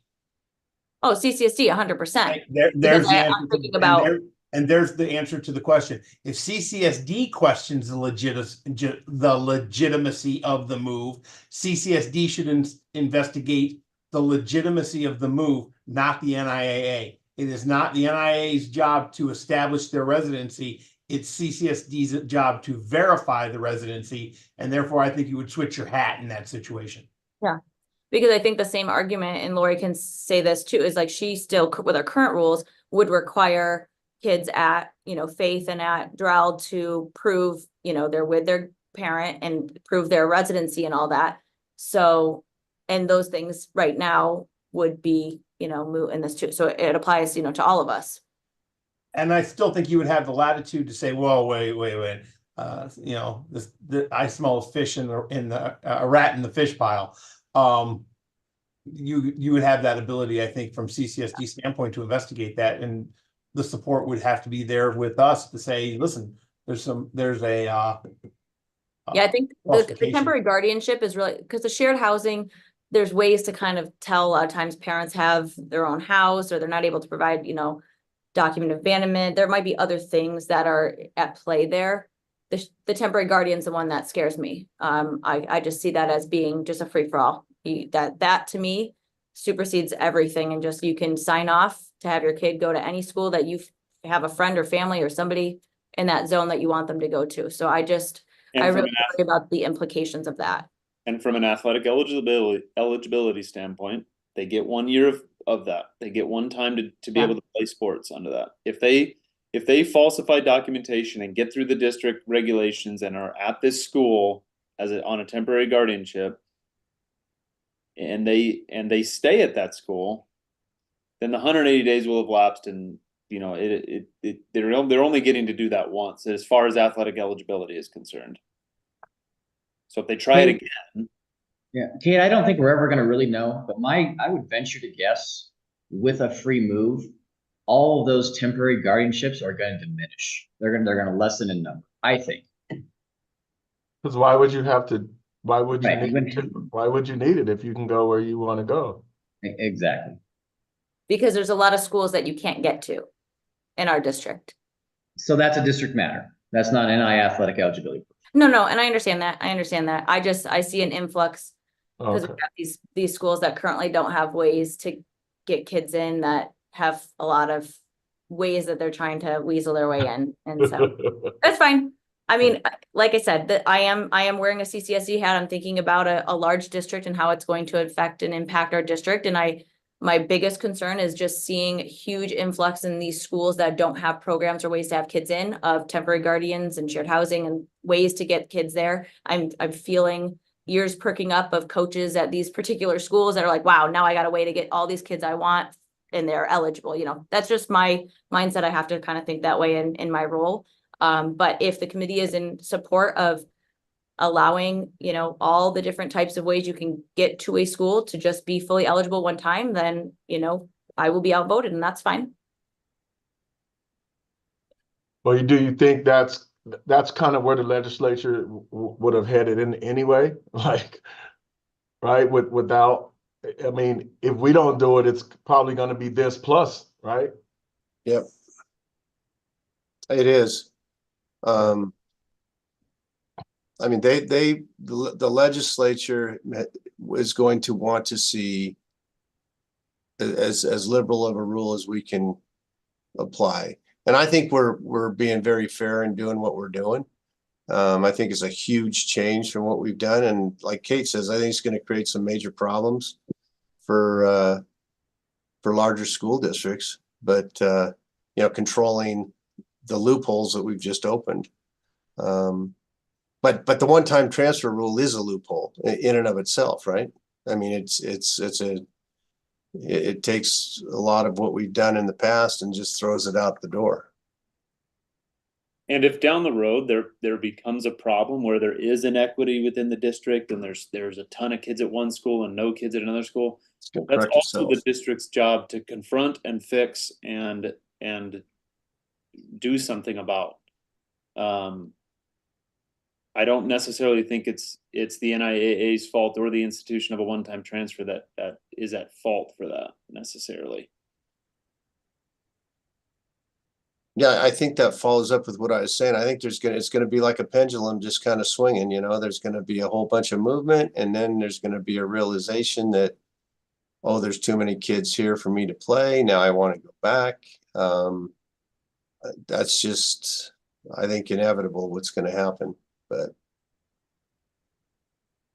And Kate, I think to satisfy kind of what you're saying, even if we have this and as others have said, if there's like abuse and misuse going on at a particular school in terms of affidavits of residency and whatnot, aren't principals of those schools going to be up in arms when they have, 200 more kids than they're already, over capacity and whatnot? I mean, won't that kind of take care of itself? I'm gonna not comment on the record on that. Okay. I'm It will just be trying, an issue. It will be an issue, and it'll just know I already have a lot of data on programs that we have and numbers of kids and athletes related to those programs. And I have a lot of internal data that I'm combing through right now, and it's already an issue. So I'm just anticipating the challenge moving forward, which again, if this is the direction and this is, what we feel is best and will keep the integrity of athletics in our state, I will back whatever we need to, but I just want my opinion from our large district. And again, I'm just wearing a CCSD hat right now, the impact that it would have. Hey, you guys, this is Pam, and I'm gonna agree with Kate 100%. Seeing the manipulation of the regulations that have taken place, what I used to have to deal with, what Kate deals with, the temporary guardianship, the divorce decrees, a lot of manipulation of the regulations. I don't believe that we should just throw everything out and then just grant automatically. I was not under the impression that we were doing that. That some of those regulations would stay intact. I think we need to, just for the integrity of what we're doing. yeah, like I was saying earlier, I think I'd like to just say a full set of our rules, as we've already talked about and voted on, put together in one set of documents so we can just sit down and look at that and say, okay, how's this going to work? We got the one-time transfer rule on top, and now we've got our old rules, but we've amended some, and just, I don't know, I've always been kind of a visual guy and a paper guy, and if I have that in front of me and can look at it and say, oh, now I see where there's going to be a problem here, maybe take a look at how we could correct it. I mean, I know we wanted to have something, and I think we do have certain things, for to take to the Board of Control in June, but I don't think we should be hurrying this if we're not completely comfortable with how it's going to all work. I think we can still take it to the Board of Control and just take it as a discussion item and show them what we've done, what we've looked at, how we're, working it. And, I just want to make sure we do it right, because I don't want to see a whole big problem created for the biggest school district we've got in the state, because that's already where 90% of the hearings that I do are held is in Clark County because of the numbers. It's just a statistical fact that's where the more kids are, that's where more appeals are. And if there's going to be more of a problem, I just want to make sure we're going to get it right as best we can. Because what I'm trying to conceptualize too now is this particular regulation is only about when you move and transfer. Okay, so if we're applying the one-time transfer to once they actually transfer, so what does it mean for a ninth grader coming in on a temporary guardian? Right now, our regulations state that they don't meet the residency requirement, so they'd be ineligible. But if we say, so would we say then just kind of like our out of zone one, now you can use your one-time transfer your freshman year to get full eligibility if you're on temporary guardian or if you're in shared housing? I'm just trying to understand what the impact would be if we. So if we jump back to what I first said, and I'm going to reverse where I put the exception language in. If we go back to the one-time transfer rule that we created at our last meeting, and we begin that rule by saying, except as otherwise provided in, and then you've got stuff dealing with residency, guardianship, 18. that sort of thing. Then have the one-time transfer rule written, so that a kid still has to show these things. Now you can still exercise your one-time transfer rule.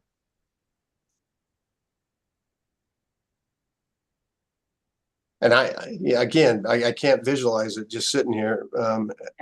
that's probably got some problems with it too.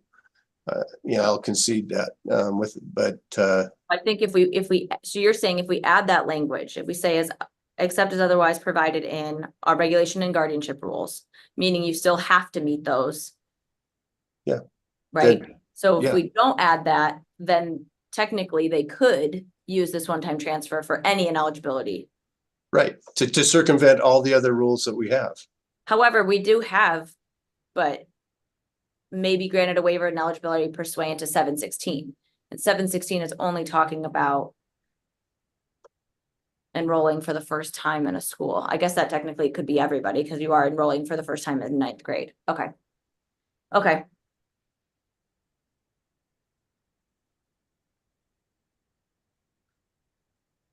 I don't know. I don't know. Well, I think the other part of 718 that was easier that I wanted to bring up was 9 and 10. If we want to switch gears for a second, do we need 9 and 10 listed there? Again, this is something that we've repeated in a couple regulations, and I think we've streamlined it to just be in 704. It's stated very clearly in there, and is it necessary to have that written again? Yeah, Kate, see I have the same it's too. repetitive. So that would be my one big suggestion on this one. And then my other thing was, and one, if you could scroll back up, Lori, just to make sure that this is still how we want it to be said. If we keep everything as is, about 6 lines down where we're talking about the parent who has legal custody of the pupils resides within the zone of attendance. And then later we're talking in 2 about awarded physical custody. Should that say physical there as well? Or is it just saying legal as in the parents actually have legal custody also of them? I don't know. Is that So confusing? legal custody and physical custody are 2 different things. Right. When a divorce occurs, you got 2 parents, they both typically have legal custody, with physical custody being in the hands of one parent with reasonable rights of visitation to the other. So But should they both have the legal right to make decisions regarding to the kid. It's just one parent has the majority of physical custody of the child. So should that read physical then instead of legal? Because we're talking about living in the zone of attendance. Shouldn't it be who? I just don't understand why it's listed there, but then also listed in 2, where it really is talking about the physical custody. I think it's a little confusing for a parent that says, well, I have legal custody and I live in this zone. Why can't the kid transfer to me when mom has sole physical custody? You know what I'm saying? Hang on.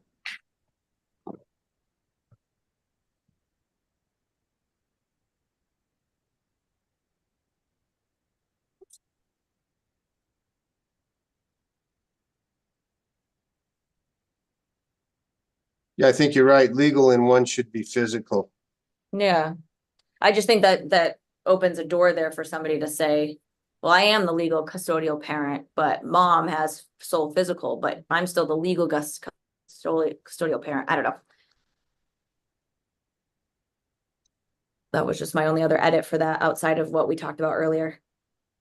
One other argument for the maintaining of specifically the guardianship stuff, and stop me if my train of thought is not correct on here. That does not apply, like the ability for a kid to go to a private school is not governed by guardianship. Like, you can go to whatever private school you want to go to. It doesn't matter who you're living with or what your shared housing is or anything like that.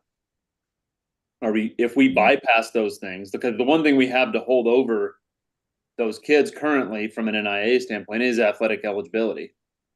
So are we creating an inequity between the private schools and the public schools if we were to take that out? Does that make sense? Yeah, that already exists currently, right? Explain that. What do you mean? Sai, I'm not sure what you're saying. Because temporary Maybe I don't guardianship and the residential affidavits do apply to private schools and charter schools, just like they do to public schools. Okay. So I'm not quite sure what you're asking. But I think the problem is I don't know that across the board, our charters and privates are treating those, specifically our incoming 9th graders, in that way, right? Like that they're sending them in for approval, living with a parent. I think there may be a misconception over the years that because they're at the private, that those things don't matter. I think you're right, Sai, is that is the perception, is that you don't need to live with your parent. You don't need to live in a particular home. You can be on shared housing. You can live with a temporary guardian and you're still eligible to charter a private. If I'm accepted to the school. Yeah. And then the thing we've always done, Lori, on our end is that, okay, but you can't play sports. I mean, you're not athletic eligibility. You're not eligible, at least for 180 days. Do they all do that? I don't know that they do. They should be. Yeah. I do see a lot of transfers for most of them when I get kids that are in temporary guardianship or residential affidavits. So those things would still stand then it wouldn't be inequitable. If it's treated the right way by all charters, privates and publics, then it wouldn't be inequitable in that sense. There you go.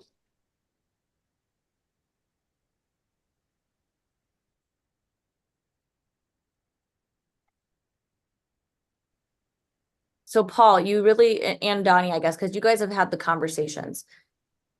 Did this specific type of situation, scenario, this stuff come up in those conversations? Because my understanding that it was really more about private, charter, public, back and forth transfers and full eligibility for like the zone variance. I didn't know that there was really a push or a desire to eliminate requirements for residency and guardianship in creating that one-time transfer, to just say it's truly a free-for-all. Or is that really the impression that you guys got? Because that's what I'm hearing from you guys, but I'm like, finding that hard to believe that they really think that that's in the best interest of I think it's partially uneducated on their part, what we deal with. Yeah. I think that's one of our responsibilities when and if a bill's introduced and we have to either support it or oppose it, is to educate people. And I think that's what we're trying to do here through this process, that this isn't as simple as just saying, hey, we have one-time transfer, anybody can go wherever they want to go, end of story, we're done. I mean, I think that's how the average person views it, without understanding the intricacies that go into all of that. So I think it's a matter of educating them, but I'll defer to Donnie, see what his thoughts are on that.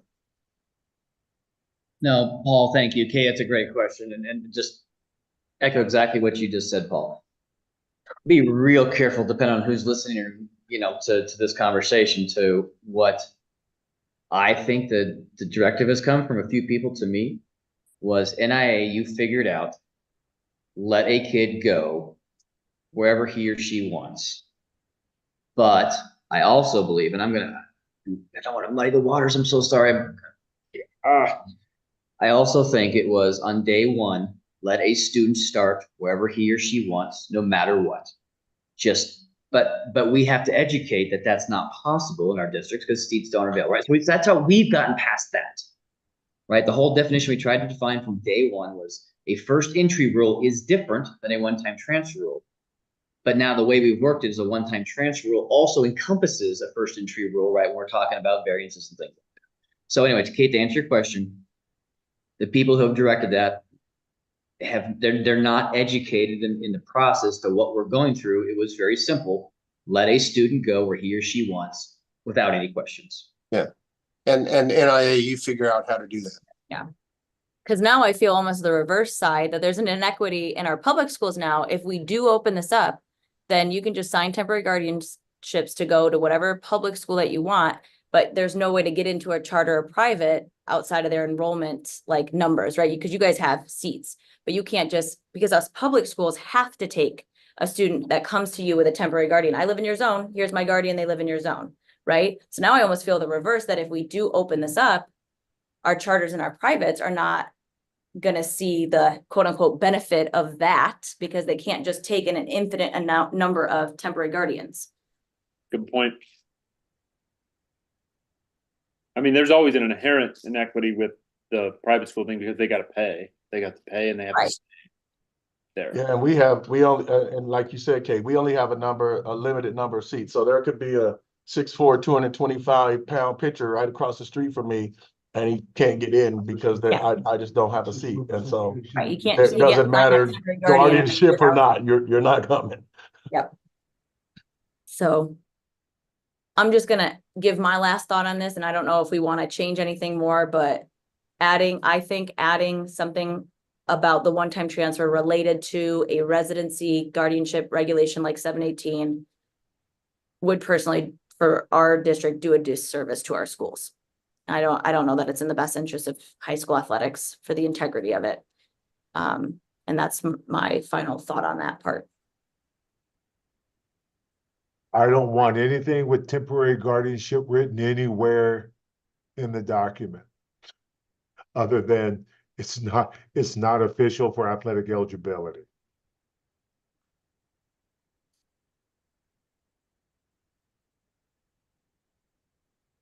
Where's legal when we need him? Si, I Are you think talking? you've been muted, Si. Sorry, my fault. Going down that road, then the point would be then at some point there's going to be some paperwork that the kid has to fill out that proves they're able to use their one-time transfer or eligible for their one-time transfer by, this guardianship stuff. There'd be some level of which they have to get through in order to be eligible for their one-time transfer. Is that correct? Saying that if we were to go that way? I would say yes. I don't know, Dottie, do you want to? Yeah. Yeah, I would agree, Si. It's just a question, how do we figure that out? How do we implement that? To be truly declared, but it's got to be inherent when that application's done, that whether you like it or not, you are using it. That's the challenge in this thing, right? So I think back to Paul's statement about, including the language, except as otherwise provided, and now throwing that into a transfer regulation that we just created, going back to last meeting. That's probably where we are as of today. We see what that looks like, bringing that forward. So a couple thoughts on this with how complicated this whole process is. It doesn't mean we have to rush through. The more I go, I'm going to go backtrack here about 90 degrees to try and rush something through before January, although I know we really want to, because we want to show to the legislature if something were to come at us, this is where we are. Or we could continue along this process, and if something is told to us, and maybe it won't be, we're not 100% sure. I think we're pretty sure, but not 100% because we haven't seen it yet in writing. That yes, we are developing that, and now we know that somebody has tried to write a bill to say you need to do this. We might have to react at that point. We can't solve this in time for, the upcoming fall board meeting or the winter board meeting, right when we're already in session, the legislature. And then again, I realize I'm not solving solutions here at this point, but we can't, to Paul's point, we can't rush something through that we're not really sure about. Well, so, and here's the other thing too, Donnie, I didn't hear the whole conversation. I just step out for a second, but, I think what we need to do now is we need to bring all this stuff back to the board and at least have it as a discussion item so we can show the world, look, we're doing a lot of work here. And we're just trying to figure out the fine points to make sure this is going to work. And the other thing I think we got to do is we need to get in touch with our contacts at the legislature and start communicating with them exactly what we're doing and why we're having problems. Because if BDRs are being proposed right now for, by whoever, I think we can, get ahead of those things a little bit by letting them know what we're doing and why we have problems so that they can be looking at that when they're drafting these bills, if that's what's going to happen. Is 718 really the only one that we would say, okay, well, this was one regulation where we knew we were going to have to kind of fight through in regards to whether or not it's exempt with the one-time transfer or not? Or are there other 700 NACs that are going to be like in the same boat? Does that make sense? Well, I think it would be 712. 718 kind of says what they have to provide. 712 is what states they're not eligible unless they're living with the parent that has primary physical custody. And the NIAA will not recognize temporary guardianships, and residential affidavits are not recognized. Because I do think Paul's right in that bringing it forward to the board as a discussion item, it'd be nice if we could like, okay, here's where we're at with the one-time transfer language. Here's where we feel like it still has some work to be done on whether or not it negates these following NAC codes. Like, because that seems to be the two separate issues, right? We're in relative agreement about the one-time transfer language. What we're currently working through is these 700 NAC codes are in question of whether or not they will be rendered obsolete if you're using a one-time transfer. Yeah, so you're right on with that, and that's why I don't know what's going to happen if we need to be ahead of that and make our own decision with regards to those, or if we have to react when the legislature says don't care about anything. That's what we don't know. So I think we could I think to Paul's point and to your point, we bring back to the board where we are as of today, and that stays at 718. I don't know, Paul, that we see any change in that, because you've already taken the language perhaps of except otherwise provided, and moved it to an upcoming regulation. Maybe that's just where we are. Go ahead, Paul.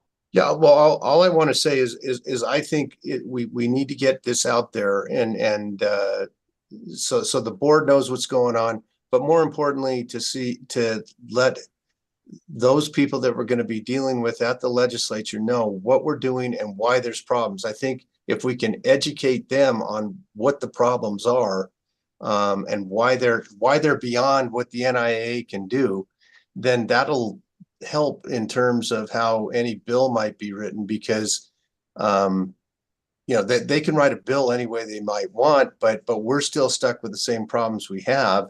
And those problems are the fact that we have school districts and schools that have to deal with the reality of kids transferring or not transferring to their school, the number of seats they have, those sorts of things that we can't control. They're not going to impose that on all the schools in this state. They're just not. I mean, if they're thinking straight, and if we communicate it to them, in that fashion. So.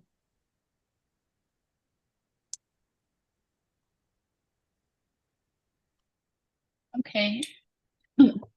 So I'm going to kind of wrap this up a little bit. We'll definitely still have the workshop with the board to kind of discuss all of this, where we're at, the issues we're facing. That'll still happen at the June Board of Control meeting. And we'll likely get direction from the board on how they feel we should proceed or not proceed, and what to, input on what we should look at. So I'm going to go ahead and close out this item and take us back to the agenda to number 7 for future planning. Like I just said, we've got the workshop for the Board of Control on June 5th, which we'll be discussing all of this, I'm guessing at length, like we are.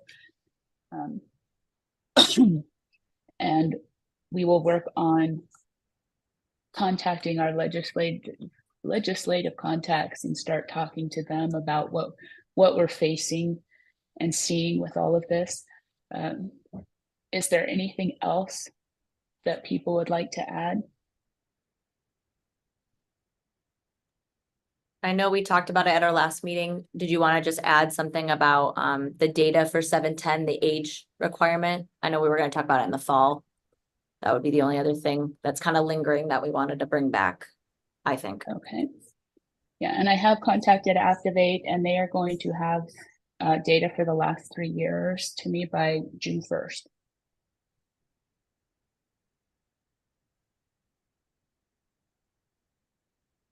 So Lori, for future planning, do we want to eliminate academic eligibility? I mean, that's a whole nother,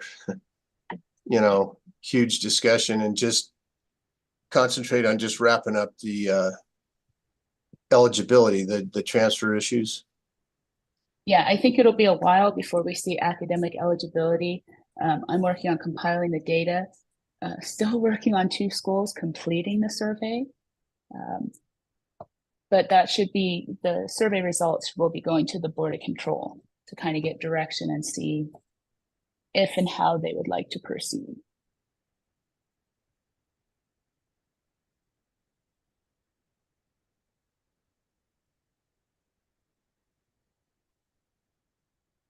Anything else? All right, I'm going to go ahead and move us on to public comment. So this time provides an opportunity for citizens to address the committee about any matter not on the agenda. Items raised during this portion of the agenda cannot be deliberated or acted upon. Should a member of the public wish to speak on a matter not listed on the agenda, it is asked that said person please complete a green public card and submit it to the committee chair prior to the opening of this item. A limit of 3 minutes per person and/or 5 minutes for the spokesperson of a particular group may be imposed. It is requested that comments be directed to the committee as a whole. Comments that are determined to be irrelevant, repetitious, offensive, inflammatory, willfully disruptive, or deemed to be personal attacks will not be permitted. Mr. Nelson, is there anybody here that wanted to make comment?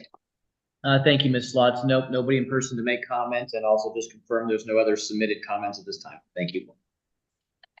Okay, then I'm going to go ahead and adjourn the meeting at 11:10 a.m.